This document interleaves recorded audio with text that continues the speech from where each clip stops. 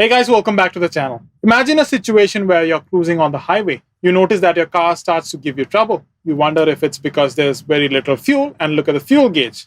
To your dismay, the gauge doesn't seem to function properly. You'll end up in a trouble situation where having no idea of how much fuel is left and whether you should refill your vehicle or not. Since the entire consumer market trend is now shifting towards electric vehicles, what if the same situation happens? You look at the battery indicator and your vehicle does not indicate any sign of charging or remaining distance. Technically, the remaining distance is the battery level, which plays an important role when it comes to electric vehicles. The battery capacity of an electric vehicle can be explained more with the term called SOC, or state of charge. SOC can be defined as the remaining level of the charge of a battery. It is usually expressed as a percentage.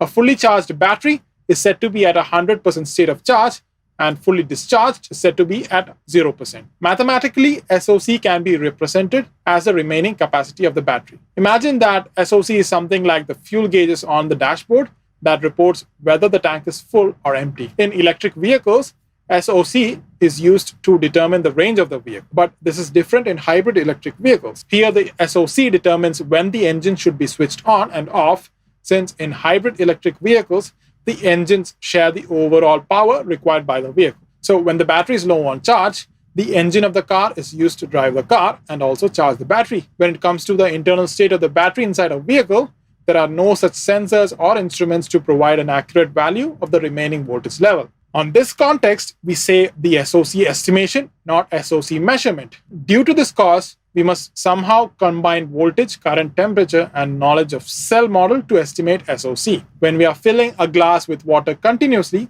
there will be a lot of water ripples and disturbances in the liquid. We cannot estimate the correct level of water at this time. Similarly, in a battery, while charging and discharging, many voltage ripples occur and we cannot estimate the level of charge accurately. There are different methods to do the estimation, out of which the most simple method is open circuit voltage method, or OCV. This method is also not precise as load current pulls the voltage down during discharge. The major challenge in this method is the flat discharge voltage curve in the characteristic voltage. Ripples or any agitation during previous charging or discharging can also result in a further error in the estimation. Each battery chemistry delivers its own unique discharge characteristic. The discharge voltage curves of lithium manganese, lithium phosphate, and NMC are very flat, and 80% of the stored energy remains in the flat voltage profile. While this characteristic is desirable as an energy source, it presents a challenge for voltage-based fuel gauging as it only indicates full charge and low charge,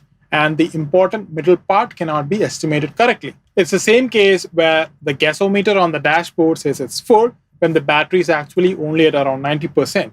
But when it says it's empty, it's actually around 16% state of charge. This is another major challenge where the manufacturer does not allow deep discharge of the battery. SOC error of battery can be well related to us in another example where there's a sudden switch off of your mobile phone after 10% or 5% of charge remaining. There are also other methods which can give more accurate estimation results than OCV. Coulomb counting or current integration method, Kalman filtering by using integrated circuits, BP neural network, RBF neural network, per unit system, and EKF combination, and fuzzy neural network. They can give more accurate results than OCV. But as the method becomes more complex, more engineering time is required to develop and validate the better methods. Well, that's all for this video, guys. I hope you found this interesting, and I'll see you again in the next one. Until then, bye.